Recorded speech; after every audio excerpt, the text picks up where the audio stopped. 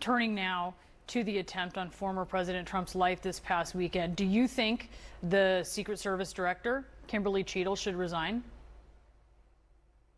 Well, I can tell you there's reports now that after agreeing to come to the oversight hearing on Monday, which, by the way, should be a bipartisan hearing, because at the end of the day, it happened to be Donald Trump, but it could have been Joe Biden, could have been one of my colleagues. The politics of who it was doesn't matter to me. There was an assassination attempt on a former president. That's an attack on our country. It's domestic terrorism. And America's enemies are loving what's going on in this country with Americans fighting Americans. And so the hearing on Monday is important to get down to the failures. I'm a mile away from Marjorie Stoneman Douglas, my high school. I'm in Parkland. And after the shooting and we investigated the failures, the sheriff of the county was removed from office due to the lack of training and the lack of response by officers. And so there has to be accountability.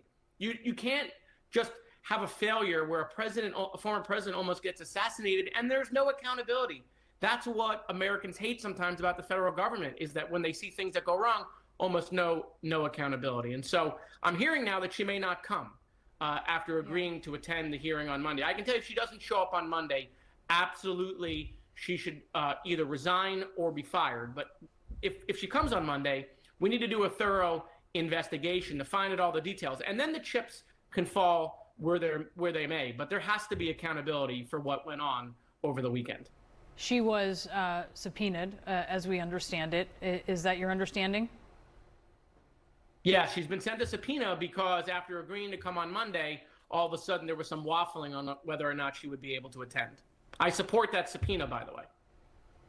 All right, Congressman, thank you so much. Really appreciate your time this afternoon. I do want to go now to Milwaukee, where